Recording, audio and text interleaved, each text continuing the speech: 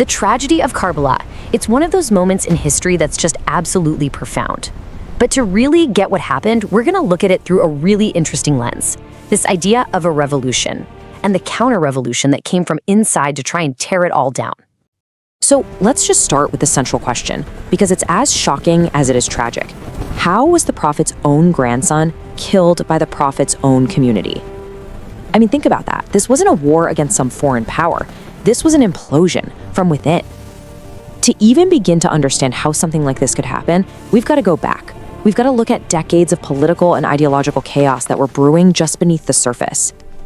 Okay, so here's how we're gonna break this down. First, we'll look at the tragedy itself. Then, we'll dive into this revolutionary framework, which is key. After that, we'll trace the different waves of conflict that built up to Karbala, and of course, Hussein's final stand. And we'll wrap up by looking at what it all means, its legacy. Right, so, a tragedy in history. The central question is, how do you even begin to make sense of this?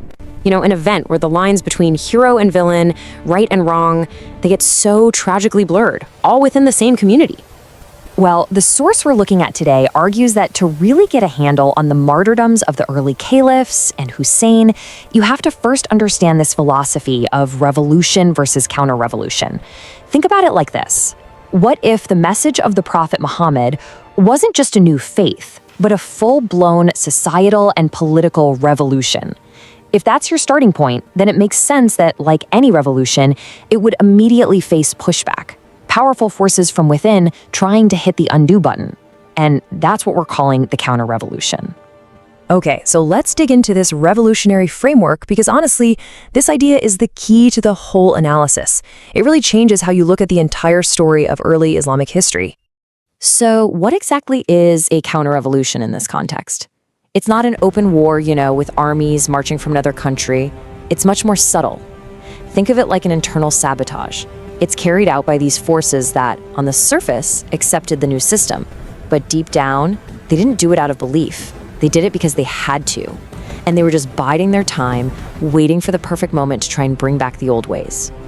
And this slide really lays out the two competing systems perfectly.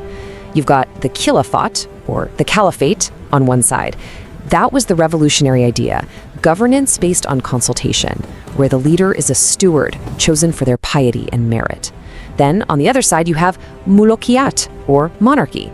This is where rule is hereditary, the leader is a king, and allegiance is based on who your father was. This wasn't just a small disagreement. This was the absolute central conflict. So, okay, how did things get so bad? Well, this didn't happen overnight. The analysis we're following points to 3 distinct waves of this counter-revolution, and each one was like a blow that chipped away at the original state, setting the stage for the final tragedy. So you've got Wave 1, which was right after the Prophet's death, known as the Apostasy Wars, then Wave 2, a reaction from the Persians during Caliph Umar's time, and finally Wave 3, which was maybe the most dangerous of all, this subversive movement called the Sabai movement that used disinformation to tear things apart from the inside. All right, Wave 1, the Arab reaction. This was the first real test for the new state. I mean, the revolutionary leader, the Prophet, was gone. And almost immediately, some of the old tribal loyalties started to creep back in. Some tribes renounced Islam, others refused to pay the zakat, the religious tax. They were basically challenging the whole idea of a central government. But this first wave, it was shut down and shut down hard by the first caliph, Abu Bakr.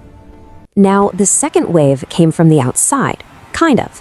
It rose from the ashes of a fallen superpower, the Persian Empire.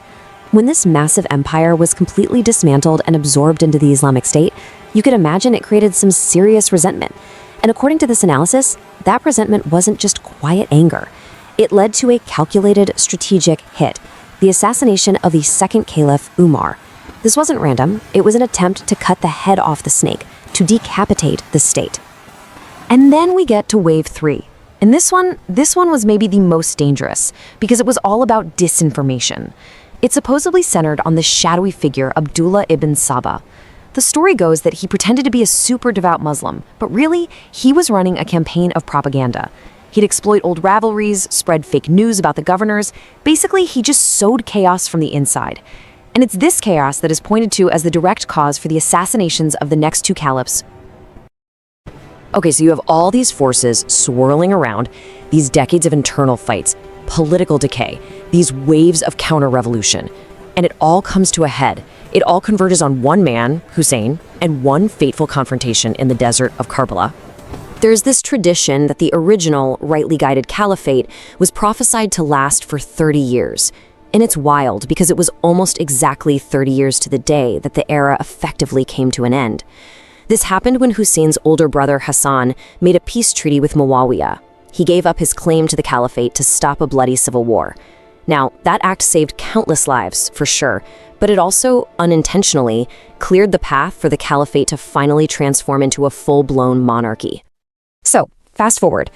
Muawiyah names his son Yazid as his successor. And this was a massive moment. The senior leaders of the community, the Prophet's own companions, they were faced with an impossible choice. And basically two different camps formed, both with good intentions. You had one group, led by figures like Abdullah ibn Omar and Abdullah ibn Abbas, who said, look, let's just give our allegiance. Let's prevent another civil war. But then you had another group, including Abdullah ibn Zubair and Hussein, who said, no way. We cannot give allegiance to a system that completely deviates from what the Prophet established. We have to resist. And this is such a critical point to understand. According to this view, Hussein's goal wasn't to start a new state or to grab power for himself. The state was already established. His goal was to stop the rot, to stop the process of decay. He wasn't a rebel trying to overthrow the government. He was a reformer trying to save it from becoming something it was never meant to be. He was making a stand against that final slide into monarchy. So at Karbala, you have this tragic situation.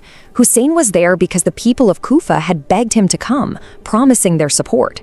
But then they betrayed him. They flipped, and he found himself surrounded by their army. Even then, he tried to find a peaceful way out. He made 3 offers. 1, just let me turn around and go back to where I came from. 2, send me to the borders of the state. I'll fight its enemies as a loyal soldier. Or 3, let me go directly to Yazid in Damascus and we can sort this out face to face. All 3 were rejected, and that rejection sealed his fate.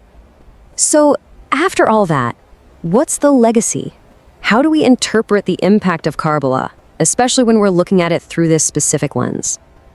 There's a very famous poetic line you'll often hear about this. Islam is revived after every Karbala. The idea is that Hussein's sacrifice was so powerful, it breathed new life into the faith. It's a beautiful thought, but the analysis we're exploring takes a much more critical look at it. The argument here is that while that line is poetic, it's not really historically accurate. For one, Islam wasn't dead. It didn't need to be revived.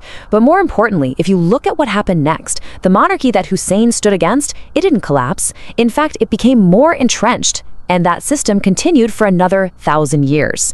So from a purely political standpoint, you could say the counter-revolution actually won.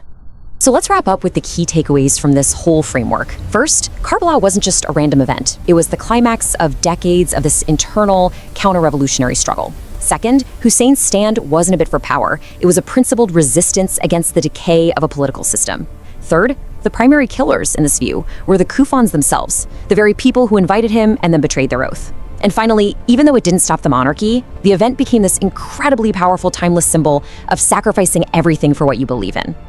And that really leaves us with a big question, doesn't it? When you start to see history as this struggle between a revolution and a counter-revolution, it changes how you look at things. It reframes conflict, not just as, armies clashing on a battlefield, but as a long, subtle war of ideas that happens inside a society after some huge change. It really makes you wonder, what other major events in world history might look totally different if we started searching for that hidden counter-revolution, working away from the inside? Thanks for watching my video. Please like, subscribe, and hit the bell icon for more videos.